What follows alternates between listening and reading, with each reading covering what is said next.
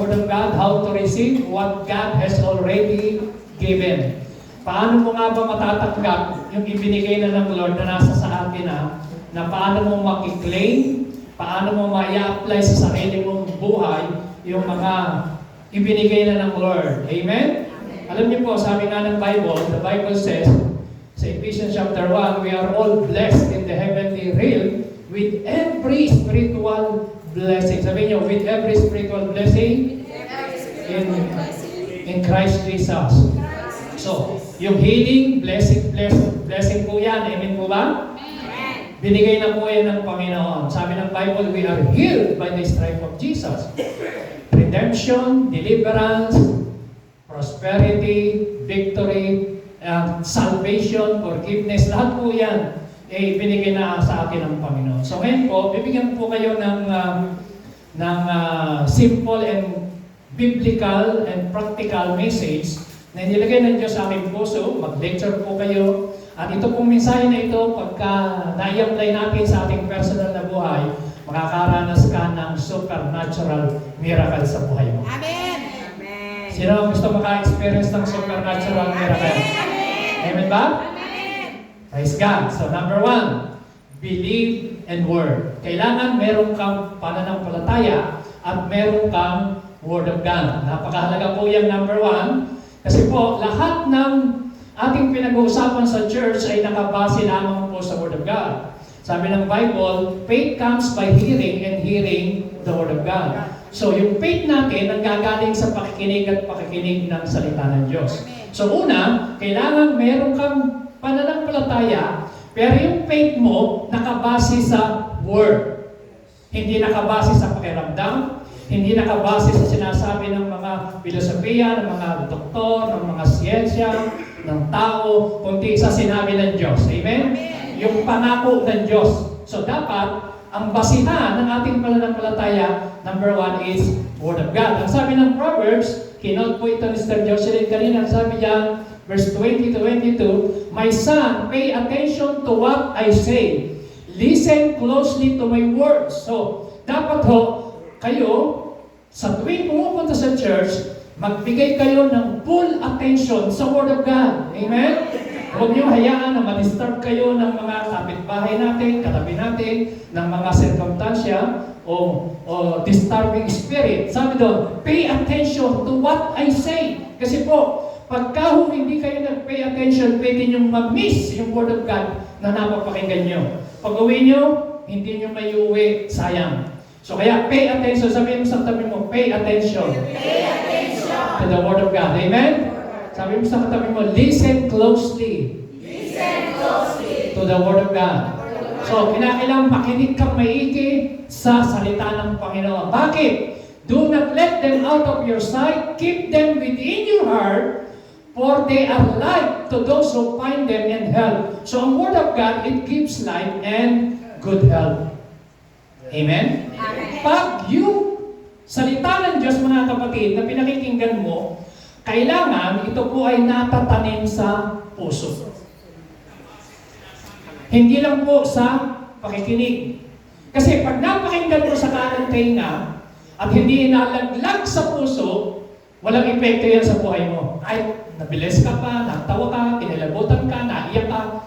Kung yun ay emotion lang, hindi natanim yung Word of God sa puso, dapat ang Word of God nalalaglag sa puso. Natatanim. Amen? At yung natanim na Word of God, yun yung nagbubunga ng life and health ng kalusugan at buhay. Bakit? Kasi ang Word of God is active and alive. Powerful po ang Word of God Ngayon, kung ikaw ay may faith, wala kang Word of God, yung faith natin, very weak. Sabi po ni Catherine Coleman, si Catherine Coleman, siya po ay healing evangelist, well-known po siya, ng mga panahon niya, mga naka-wheelchair, tumatayo, talagang kitang-kita mo sa mga crusade niya. Mga naka-wheelchair, tumatayo. Pero alam niyo mga kapatid, sabi niya, halos 80 and hanggang 90% yung mga nakatanggap ng miracle, bumalik yung sakit. Alam niyo ang problema? Ang problema, Yung kasing kanilang tinanggap na healing, kaya sila gumaling, nakabase lang sa evangelism. Kaya sila gumaling kasi under the anointing of the Holy Spirit. Hindi sila gumaling dahil nagkaroon sila ng personal revelation na sila'y magaling na. So mga kapatid, iba yung ipinag-pray kita, gumaling ka. Iba yung gumaling ka dahil may ginamit ang Diyos na may gift of healing and miracle. O kaya iba yung personal ka, nakita mo sa Word of God, na enlighten ang kaisipan mo, nagkaroon ka ng revelation. Sabi nga pala, by the strength of Jesus, 2,000 years ago, I am healed already! Iyon yung faith na matatag. You will never be shaking sa panahon ng may nararamdaman kang sintomas. So alam niyo mga kapatid, ang kaaway, kapag ikaw ay gumaling halimbawa sa crusade at wala kang Word of God, pwede niyang ibalik ulit yung sakit. Ngayon, pag may nararamdaman ka, wala kang Word of God, magdataw lang yung pananampalataya. Hihina ka sa susunod, ay, bumalik yung sakit ko, ay, wala na naman akong ganito, wala na naman akong gana, ito na naman, masakit ang tuhod, masakit ang paa, masakit ang ganito, masakit. So, lumalabas na naman sa bibig mo, puro negative, puro sakit, kasi wala kang salita ng Diyos na katanim sa puso. Amen. Yan ang difference. So, kaya sinasabi, magbigay ka ng attention sa Word of God. Tingnan niyo po, sabi ng Bible, you have been regenerated or born again, not from a mortal origin, but seed. So, ang Bible po is like a seed. Sabi niyo, seed. Seed. Amen? Ano yung sabihin ng seed? Buto. So, naniniwala ba kayo na kung may buto ka ng okra, buto ng talong, buto ng sitaw, na nasa garapon, nandoon sa iyong cabinet, yun po yung mamumunga? Hindi. Ano kailangan sa buto? Ha? Ang kailangan sa buto ay matanim. Amen? So, maliban na yung buto, kuhanin mo at itanim. Magiging puno at mamumulaklak at mamumunga. Alam niyo mga kapatid, yung healing, yung salvation, yung victory, yung deliverance, bunga na lang yan kapag yung salita ng Diyos nakatanim sa puso mo, aanihin mo ang miracle, healing and deliverance, at victory sa buhay mo. Amen? Kaya sabi ng Word of God, yun nyo, you have been regenerated or born again, not from mortal origin. Ibig sabihin yung mga nasisira o imperishable. Hingalin tulad pa na yung seed, parang sperm. Di po ba yung mga nanay, yung mga babae? Pag yan ay nalagyan ng sperm, yung kanilang womb, yung iba hindi pa nila alam, sila pala ay buntis. Pero nandun yun, pagka nataniman yun, mula sa millions of sperm o cells na yun, sperm cell, na natanim, mabubuhay siya, makita mo lalaki na lang yung ganyan. Bakit? Kasi nataniman. So, ganun din ang Word of God, yaling tulad, mga kapatid, kapag nataniman ka ng Word of God sa puso mo, sa ayaw at sa gusto mo, mararanasan mo yung blessing ng Panginoon. Sabi niyo, I am healed. So, pwede mong i-confess yan, everyday pwede mong sabihin, pero pagka nararamdaman mo na yung mga simptomas sa katawan mo, sa iyong sarili, pwede kang mag-doubt, mag-wave yung faith mo, kasi wala kang Word of God. So, kaya kung may Word of God ka, yun ang number one dapat na basihan. Yan ang sabi ng Joshua 1:8, do not let this book of the law depart from your mouth. Meditate on it day and night, so that you may be careful to do everything written in it, that you will be prosperous and successful. Gusto ba natin mag-prosper? Gusto ba natin maging successful? Ano ang susi? Meditate the Word of God. Sabi niyo, meditate the Word of God. Sabi niyo, ibang pastor, hindi ako marunong mag-meditate. No, lahat ng tao marunong mag-meditate. Bakit? Marunong ka bang mag-isip ng problema? Amen? Lahat ng tao nag-iisip. Amen? Marunong ba tayo mag-alala? Oh, yung pag-aalala, negative yun. Ganun din ang meditation. Yung meditate mo yung problema mo, naku po, hanggang ngayon, tagal ko na, wala pa akong trabaho, wala yata akong swerte. Kasi, at ganun, so, puro negatibo, ano? Minimeditate mo, nagkakaroon ka na ng anxiety, full of Depression ka na, madidepress ka na, wala ka ng gana. So bakit? Kasi puro negative. Ang epekto nun, kabiguan, failure. Kasi ang minimeditate mo, negative. Yun ang epekto. Ngayon, ang tawag dyan, meditation. Kaya marunong tayong lahat mag-meditate, kaya nga lang, negative. Ngayon, ang meditation, ang i-meditate mo, Word of God. Sabi nyo, meditate the Word of God. So, kaya kapag ang meditate natin, Word of God, yung pangako ng Diyos, no. Sabi ng Word of God, ako raw ay blessed, ako ay pinagpala, ako ay pinagaling. So, ang minimeditate natin dapat, yung sinabi, yung pangako ng Panginoon. Meron nga daw mong 7,000 promises ang Bible. So, dapat, kuhanin natin, ilista mo, akin to, para sa akin to. So, kung ano yung kailangan mo ng healing, hanapin mo mga Bible verses about healing. Amen! Kailangan mo ng freedom, hanapin mo ang sinasabi ng Word of God. Kailangan mo ng victory. So, anong kailangan mo? Kailangan mo ng faith, hanapin mo yung mga Bible verses na nagtuturo about faith. Kung puno-puno ka ng takot, hanapin mo yung mga Bible verses kung paano mo ma-overcome ang mga takot na yan. Amen? So, yan po kailangan Word of God. Sabi ng Bible, so get rid of all uncleanness and the rampant outgrowth of wickedness, and in a humble, gentle, modest spirit, receive and welcome the Word. Sabi niyo, receive and welcome the Word. So, kailangan ang Word of God, i-receive mo. Amen ba? Amen. Pag nakikinig ka, nabibless ka, at nakikita mong para sa milyon, sabihin mo sa espiritu mo, I receive it. Sabihin nyo na, I receive it. Ay, yung iba, kinokontra pa. Dito po yan. Ang tawag doon, unbelief. Unbelief means refusing to believe God and His Word. Yun ang ibig sabihin ng unbelief. So kaya pag sinasabi ng Bible, receive and welcome the Word. Yes, wini-welcome ko ang salita ng Diyos. Tamaan man ako kung ito, dito ko matututo. Wini-welcome kita sa buhay ko. Palakpakan natin ang Panginoon. Amen? So, Word of God, mga kapatid, hindi po tayo nag-uusap ng Word of God dito para naiisip natin ng ibang tao, kundi para sa sarili natin. Anong sabi dyan?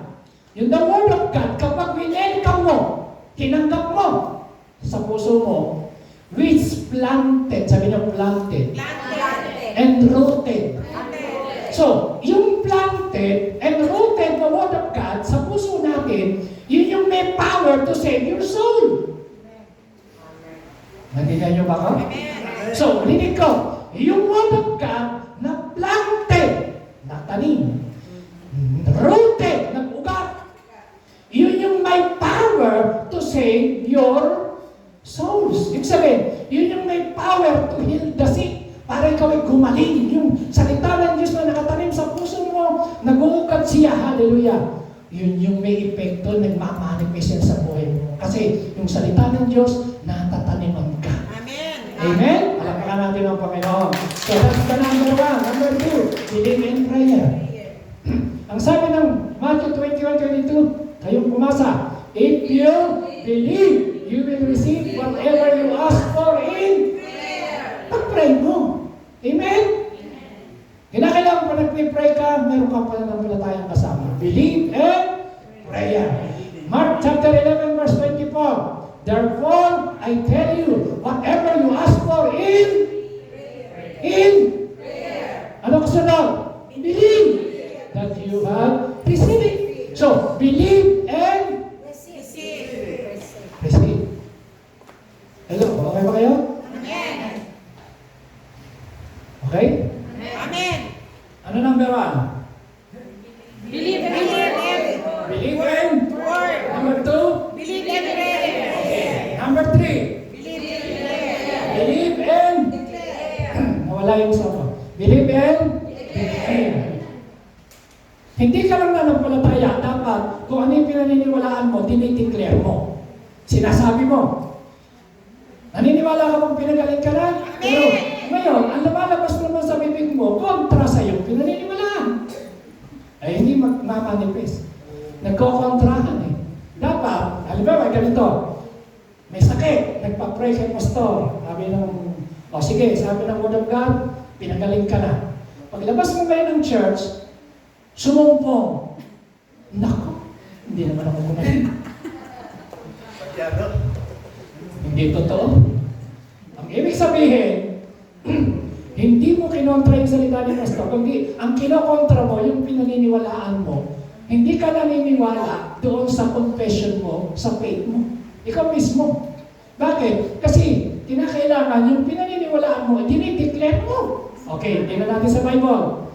However, what else does it says? Sabi ng Bible, this message is near you, it is in your mouth. Nasaan daw yung mensahe? Mouth and in your heart. Okay, makinig kayo, dito kayo tumingin. So, yung bibig sa puso, dapat hindi nagkokontrahan yan. Amen. Hello, kay Bang. Lahat ng mga inaantok sabihin, praise God. Sapagtan kasi nila, inaantok eh. Lahat ng message sabihin natin, hallelujah! Mas marami pa rin message, tuloy ako. Okay, ano sabi ng Bible? However, sabi daw, what else that it says? This message is near in you. It is in your mouth. Ang message of faith, nasa bibig mo at sa puso. So, hindi po pwede, sabi magkakontra, kailangan min-agree. Bakit? Tignan niyo sabi ng verse 9. If you declare that Jesus is Lord and believe that God brought Him back to life, ano mangyayari? You will be saved. So, ang salvation nakabase sa iyong pinaniniwalaan at yung dinideclare mo, nagtutugma sa iyong puso. Sabi niyo, I am saved. I am saved. Sabi niyo, I believe. I believe. I am a child of God. I am a child of God. So, pagka ganyan ang confession mo, ay, kumusta? Ikaw may born again ka na ba? Hindi. Oh, pero kino-confess mo na child of God ka. Ibig sabihin, hindi totoo. Kino-contra mo. Hindi ka naniniwala. Hindi naman ako born again. Naimbita lang ako. Pinagbigyan ko lang si sister kasi binigyan ako ng kotsinta. Hindi gano'n. So, kaya tayo umate dahil mahal tayo ng Panginoon. Gusto natin matuto ng walang God. Hindi natin pinagbigyan, kundi alam mo na ikaw ay na-born again. Amen! Sabi niya, I am a born again. I am a born And I am a child of the Most High God. So, tuloy niyo sa tabi mo, you are the child of the Most High God. Hindi ka basta-basta, you are the child of the Most High God. Amen! Kaya pag kinabing, born again ka na pala, medyo, hindi masyado. Abay, walang ganon. Dapat, pag tinanong ka, born again ka na ba? Yes! Bakit? Kasi, alam mo, may pinaniniwalaan. Nagpunta ka sa church, hindi dahil kay pastor, hindi dahil sa tao. Nagpunta ka dahil kay Lord. Dinala ka ng Diyos dyan. Pagkamin, uy, ikaw pala eh. Nung minsan, sabi nung kasama ko doon sa trabaho, ay, si Joel pala eh, nagsisimpa na sa inyo. Born again na ba yun? Yes, kako, matagal na. Dapat ikaw rin, mag-church ka na rin. So, mga kapatid, amen? Bakit? If you declare na siya talaga yung Diyos mo, naniniwala ka. Hindi sabi mo, dinideclare mo. Sabi nyo, Jesus is my Lord. Jesus is my Lord. Lakas natin, everybody, Jesus is my Lord. Jesus is my Lord. Pag sinasabi mo daw, naniniwala ka, then you will be saved. Okay? Verse 10. Lakas niyo po.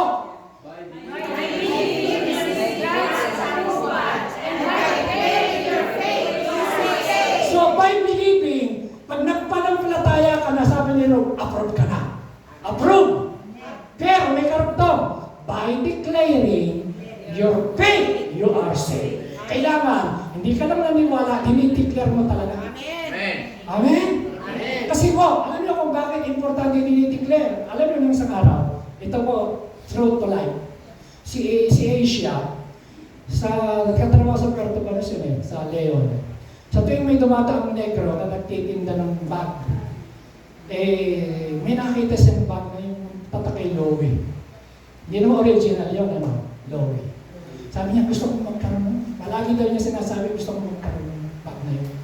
Kumakumpis niya. Isang araw, May kumain na kliyente. Tapos tinawag yung negro na nagtitinda. Sabi sa kanya, pumili ka na ng bag. Gusto mo bang bag? No, sabi niya. Sige, bibili ka. Ako bahala kung babayad. Binili ng bag. Tapos Lowy. Tapos sabi niya, pumili ka pa. Isa lang. Hindi, pumili ka pa. Pumili siya. Christian Dior naman. Ang bayad, magkano? 100 euro. Tapos nagbigay ng 100 na propina. Tapos, another week, bumalik na naman. Yung lalaki. Tapos isa, pag-wax, gusto niya bagay, nasabi lang niya. Sabi na naman sa kanya, tinawag na naman ng negro. Sabi ng mga kasamahan niya sa kamarera, tinawag na naman yung negro. Elisa, siguro bibigyan ka na naman ng bag. Tinawag, sabi, pumili ka ulit ng bag. Pumili. Binigyan ulit siya. Bumili siya ng 2 baglet maliliit, tapos saka ho salamin. Ang point, mga kapatid, yung faith niya, dineclare niya, nangyari. That's the point. Amen? Amen ba? Oh, sasabihin ni pastor kung hindi nangyari. Ang tanong, paano kung nangyari? Alam niyo ba na lahat ng nakikita natin sa mundo, sinabi lang ng Lord, let there be light, and there was light. Lahat ng nakikita mula sa wala. Amen? Bigyan ka na example. Hindi niyo ba alam lahat ng ginagawa niyo, sinideclare niyo muna? Tingnan niyo, pag-isip niyo sa umaga, makaligo na nga. Hindi ka na lang naligo, ba't sinabi mo pa? Nakapunta ka sa Mercadona, ngayon, pupunta ka na. Di ba? Bisitahin ko nga sa brother. Sinasabi mo, yung nasa puso mo, ginagawa mo. So may manifestation. Amen ba? Amen. So kaya mga kapatid, believe and declare. Alam niyo po ba ang deklarasyon ni Lord sa atin? Ito, for I know the plans I have for you, declares the Lord. Ano sabi niya? Plans to prosper you, not to harm you, but to give you hope and a future. Sino naniniwala ng verse na yan? Amen! Sino gustong maranasan niya? Amen! Sino nag-declare niya? Amen! Amen! Yan ang declaration ni Lord sa'yo. Sabi niyo, akin yan. Akin yan! Akin yan! Akin yan! Akin. Amen? Ano sabi niya?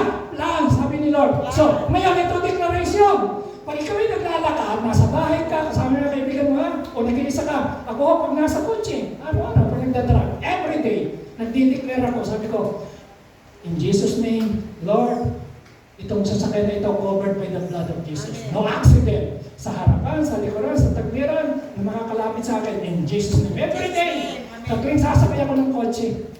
Kasi, delikado ang accident eh. Naghihintay ka nga lang sa airport, merong susuro pala sa iyo. Kung kami nagpipray, meron kang divine protection ng Panginoon. Amen! Sabi niyo, I am protected. By the blood of Jesus. Katabi mo, nagdududa pa, sabi mo, you are protected. You are protected By the blood of Jesus. Amen! Kahit saan tayo pumunta, i-declare natin, I am blessed. Sabi niyo, I am blessed. Sabi niyo, sabi mo, we are blessed.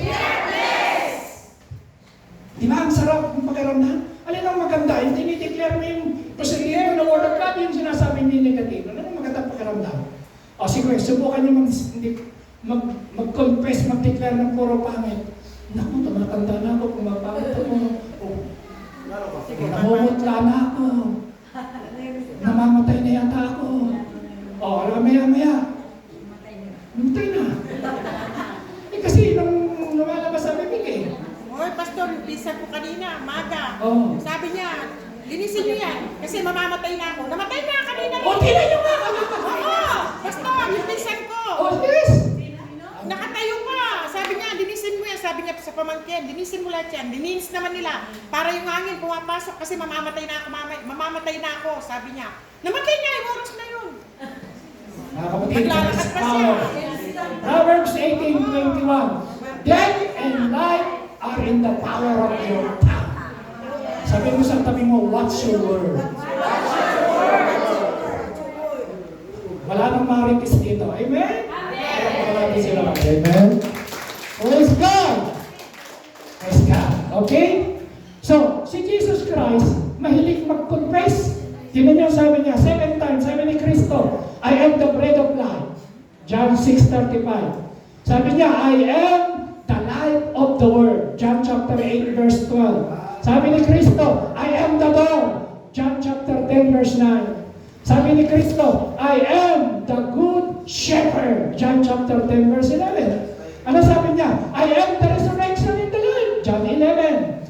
I am the way, the truth, and the life. John 14:6. Ano sabi ni Kristo? I am the vine, and you are the branches. So mga kapatid, si Kristo po ang perfect model natin kung paano dapat tayong magsabi ng confession natin dito sa natin. Amen!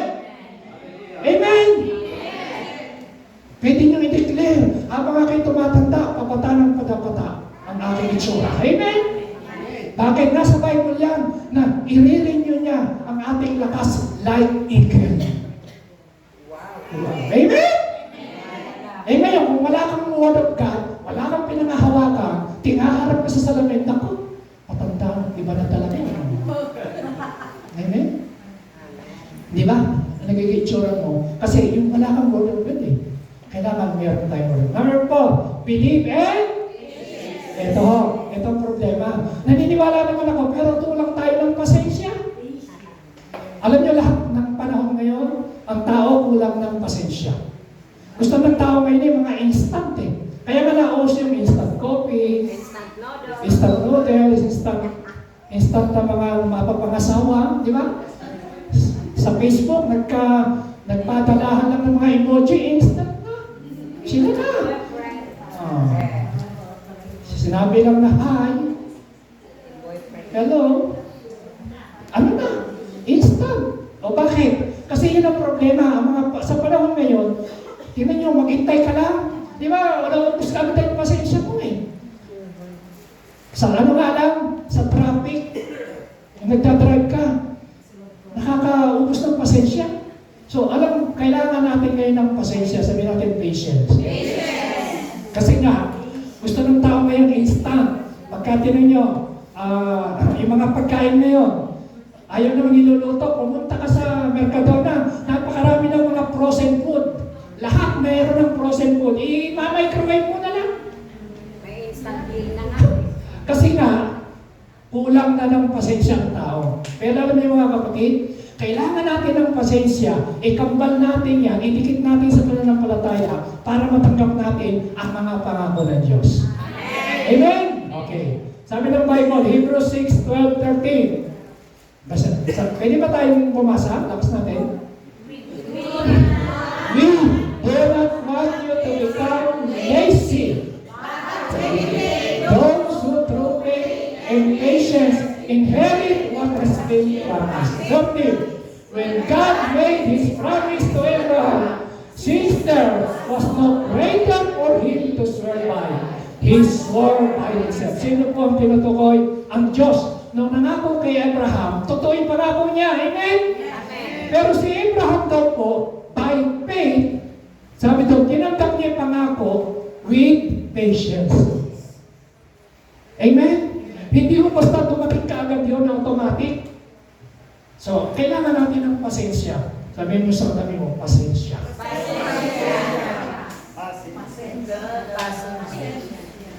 Kung may asawa, pasensya ang biyasa sa asawa mo. Amen? Amo, pasensya. Amen? Kailangan ng patience. Bakit ho? Kasi, tingnan niyo po, yung mga nag-patience, binibless. Tingnan niyo verse 14. Sabi ni Lord, saying, I will surely bless you and give you my descendants. Pinangakuan ng Diyos si Abraham at si Sarah. Ilang taon na si Sarah? 19. Si Abraham ilang? 100 taon. So, pero kung sabi ng verse 15, kayo nga pumasa, puto ba yan? Yes! After waiting patiently, Abraham received what promised. So, hindi lang po siya naghintay, waiting patiently. Amen? O hindi ba? Gusto lang may mag-asawa. Wala wala na ako sa kalendaryo, wala na ako sa metro, wala na nasa... Matanda na ako, paano? Wala pa pangasawa, hindi makapaghintay, hanap sa Facebook. Ayun, napa-scam tuloy. May maraming scammer ngayon eh. So, yung mga nagmamadali, kasi ang paraan ni Satanas, yung itulak ka sa pagmamadali. Madaling yumaman, madali kang magkaasawa, madali kang lahat na nagmamadali. Pagka kayo minamadali, mag-invest na kayo. Naku, delikado yan. Mag-ingat kayo. Yayaman ka kaagad sa loob ng isang taon. So, kasi, sa Diyos, hindi lang faith, mayroong patience. Tingnan nyo, nilikha ng Diyos ang lahat ng bagay sa mundo, 6 na araw. Eh, pwede naman yung gawin na isang araw yun eh. Pero bakit kinakailangan ng first day, second day, third day, tapos ng ikapito, nagpahinga siya. So mga kapatid, pinakikita lang na may tamang panahon ng lahat ng bagay. Amen? Amen. Amen. Sabihin natin, waiting patiently. Waiting patiently. Ano nangyari kay Abraham? I-receive. Tingnan niyo po. Makinig kayo. Si Abraham at si Sarah, dati si Abraham, ang pangalan niya po ay Abram. Ginawa ho? Abraham. Si Sarah, dati pangalan ay Sarai. Naging? So, ano ibig sabihin po ba ng Sarah? Sarah means my princess. Sarai. Ang ibig sabihin ng Sarah, princess to all. Ibig sabihin, siya magiging prinsesa ng buong mundo. Nung una, yung Sarai, prinsesa lang siya ni Abraham. Pero ang ibig sabihin po ng Abraham, siya ay magiging father of many nations. So, pinalitan niya siyang pangalan. Kapatid, makinig kayo. Si Abraham, ang kaisa-isang babae sa Bible na pinalitan ng Diyos ang pangalan. Tandaan niyo po yun. Si Abraham ang binago. Bakit? Kasi si Abraham, siya po yun, saka si Sarah, sila yung gagamitin ng Diyos na magiging, salamat po, father and mother of thank you po. So kaya mga kapatid, nakikita niyo po, si Abraham at si Sarah, wala pa silang anak, anong tawagan na nila? Sabi ni Sarah, Abraham, darling, kain na. Diyan naman si Abraham, Sarah. So ano ibig sabihin? Wala pa silang anak, kinukumpes na nila yung kanilang pananampalataya. Sarah, ang ibig sabihin nun, ikaw ay mother of all. Abraham, so, yun ang ibig sabihin ng tawagan nila. Amen ba?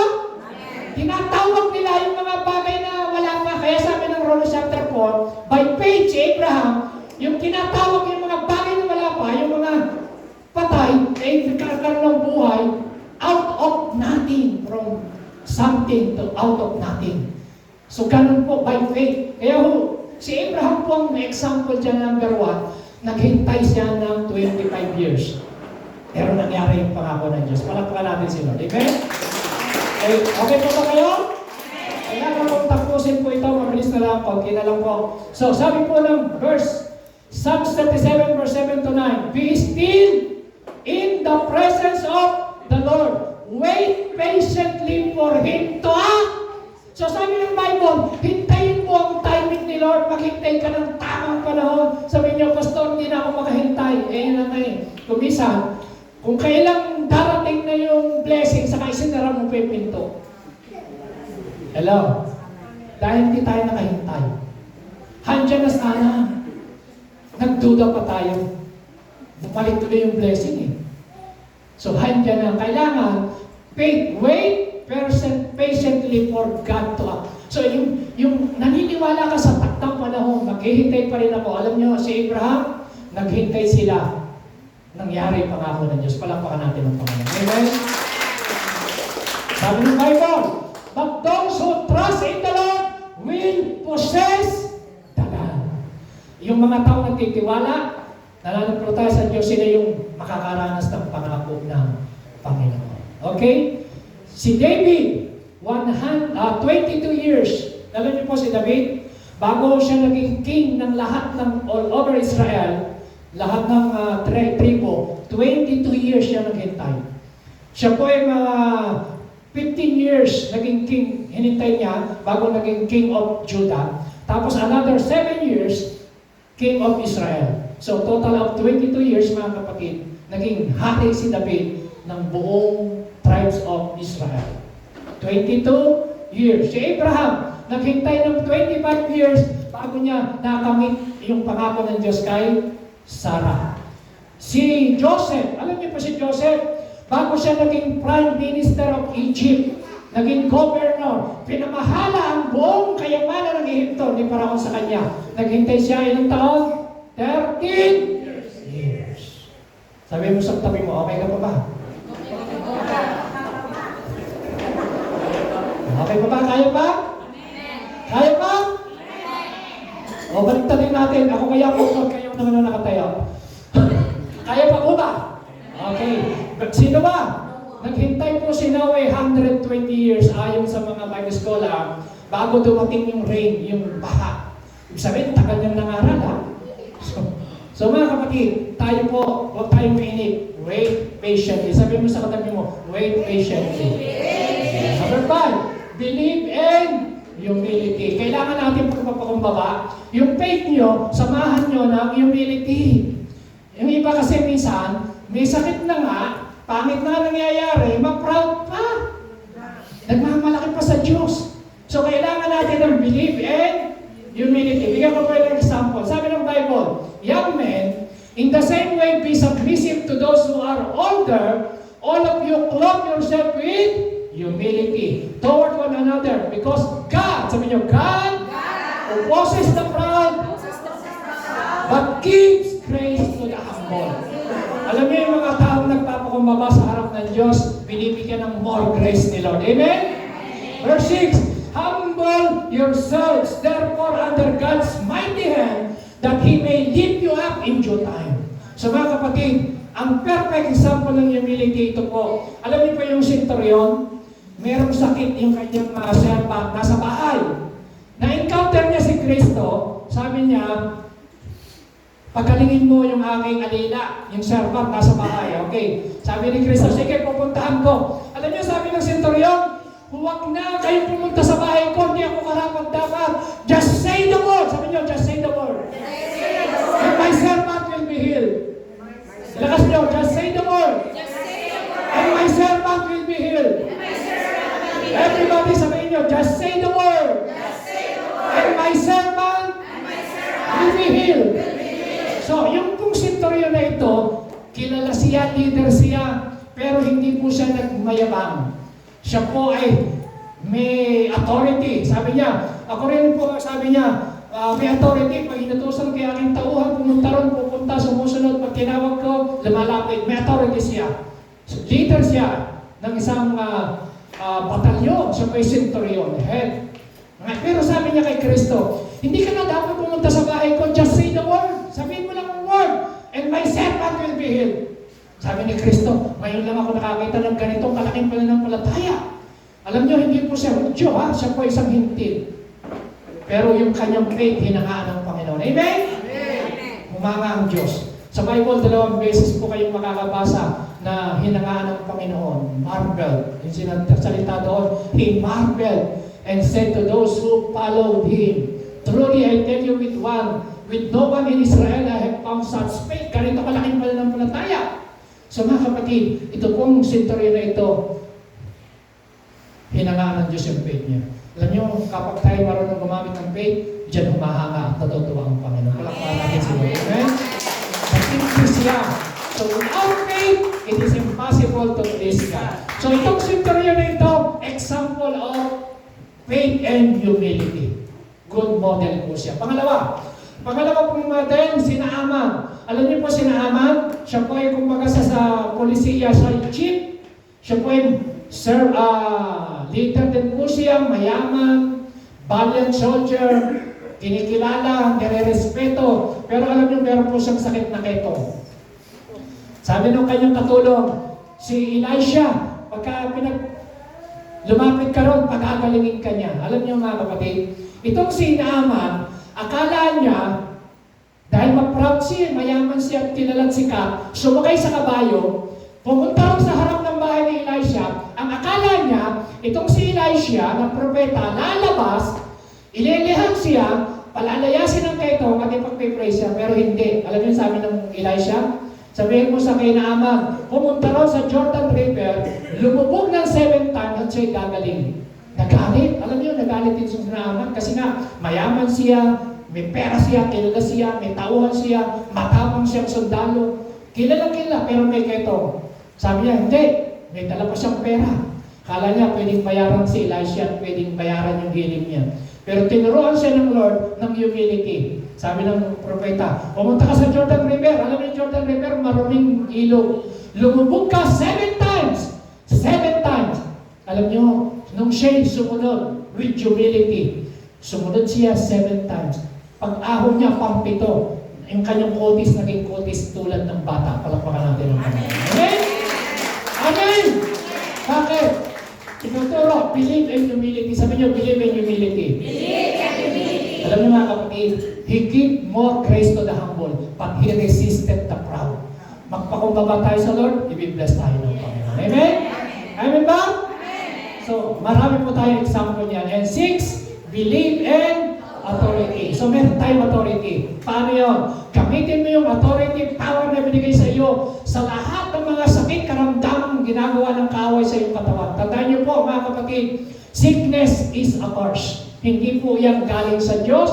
At healing is a gift from the Lord. Tulad ng salvation, ang healing po ay regalo ng Panginoon.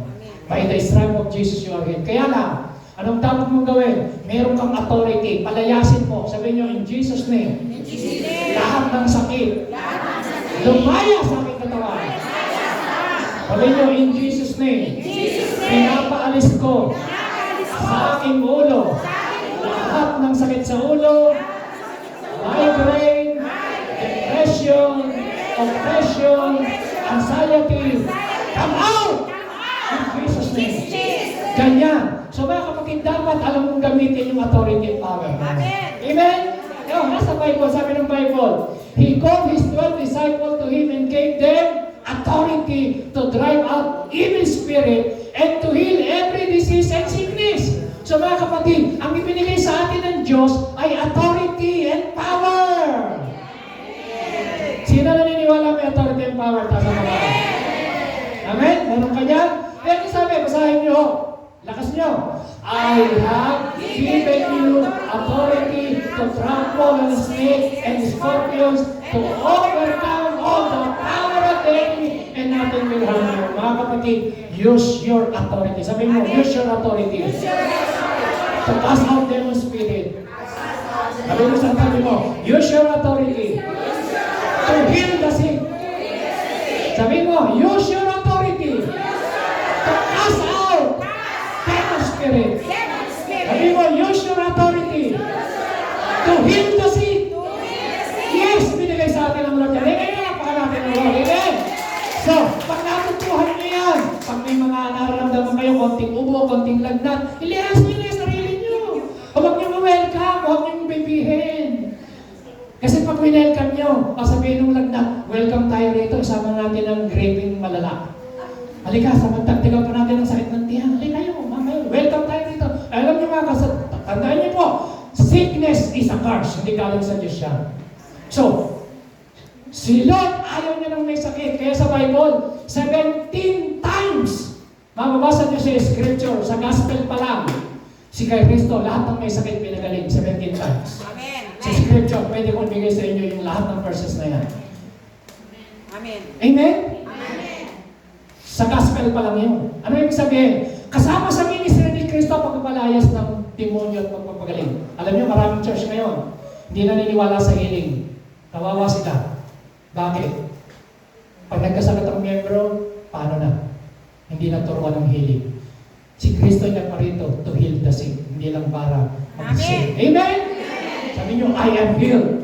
Kaya dito sa church, lahat ng may sakit sa kanila, dalhin niyo na lang dito. Amen? Dahil dito, pag-pray natin, naniniwala tayo, Jesus Christ, He is the healer. Amen? He is the deliverer. Amen? He is the provider. Amen? Ang Panginoon natin. So yun ang difference natin ng church. So, kasi kung may mga ibang simbahan, wala na raw miracle, wala nang healing, wala na.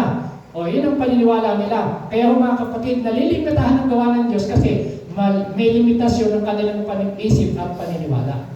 Pero ang sabi ng Bible, "This sign shall follow you if you believe." Ano yun?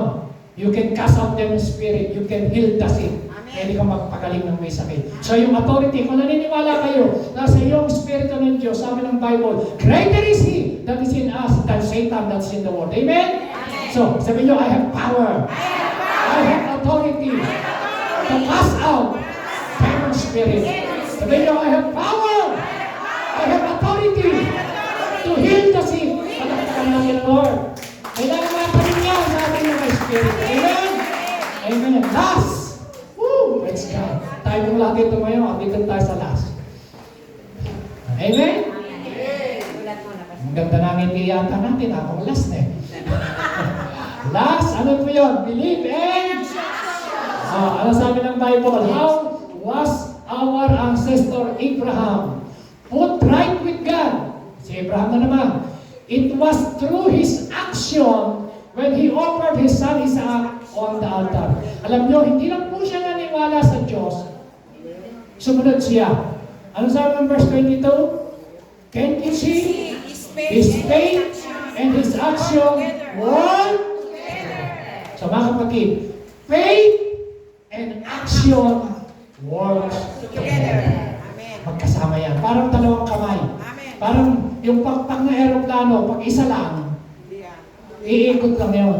Hindi makaka... Amen? So, kailangan faith and ano kailangan? Naniniwala ka na kapag ikaw ay nag-tithes and offering, i-bless ka, hindi ka naman nagtatithes. Paano ka i-bless? Oh, naniniwala ka lang. Amen? Naniniwala ka na sa tatay ni Jesus magaling ka. Pero, yung faith mo, yung confession mo, yung action mo, kabaligtaran. Kumusta ka na? Ito pala lahat. Kumusta ka na? Ito, hindi na ako gagawin. Kumusta ka na? Nasa yung action mo. May faith ka. Pero dapat umakto ka na, you are healed. Amen? So, refuse to doubt, mga kapatid. Refuse to doubt. Just believe, even if it is hopeless. So, kahit ito ay parang walang liwanag, wala sa tingin mo, pag-asa, sabi ng doktor, wala ka ng pag-asa. Sabi ng doktor, hindi ka nagagaling. Sabi ng tao, hindi ka na magkakaroon ng magandang trabaho. Sabi lang nila yun. Pero sabi ng Lord, sabi niya, I alone know plans for you, declares the Lord, plans to prosper you and not to harm you. Amen. But to give you hope in the future. No! Ang sabi ng Bible, I am blessed. Sabi niyo, I am blessed. I am healed. I am delivered. I am victorious. I have power. I have authority to cast out demon spirit. Palakpakan natin ang Diyos. Hallelujah! Amen! So then, as the body without the spirit is dead, also faith without action is dead. So, kung naniniwala kang magaling ka na sa natin ni Jesus, umakto ka na ikaw ay magaling. Amen! Huwag kang mag-self-pity, huwag kang maawa sa sarili mo by faith. Alam niyo, tingnan niyo po sa Bible si Kristo. Lahat ng mga may sakit na kanyang pinagaling, sabi niya, you are healed according to your faith. Hindi sinabi ni Kristo, gumaling ka kahit dahil pinagaling kita. No. Pansinin niyo, lahat ng pinagaling ni Kristo sa Bible, inuutusan lang niya. Alam niyo, naghahanap ako ng Bible verses na inilehas ni Kristo. Tapos nirebuke niya mga demonyo, tapos pinag-pray niya, wala akong makit eh. Alam niyo, kung nakita ko sa Bible, sabi rin sa lumpo, rise up and walk. Buhatin mo yung higaan. Kinukuman lang niya. Amen? Basahin niyo yung Bible, makita niyo si Kristo. Yung mga may sakit, inuutosan lang niya, sinasabi niya, bakit? Meron siyang authority and power. Ganun din po tayo. Tatay niyo mga kapatid, sabi ng Bible, Luke chapter 10 verse 19, I have given you authority and power. So tandaan niyo mga kapatid, paglabas natin mamaya, dalan niyo, iuwi niyo sa bahay niyo, sa sarili niyo, I have authority, I have power. In Jesus' name, amen. Lahat ng may authority and power, palakpakan natin sa Lord. Amen? Amen. Hallelujah.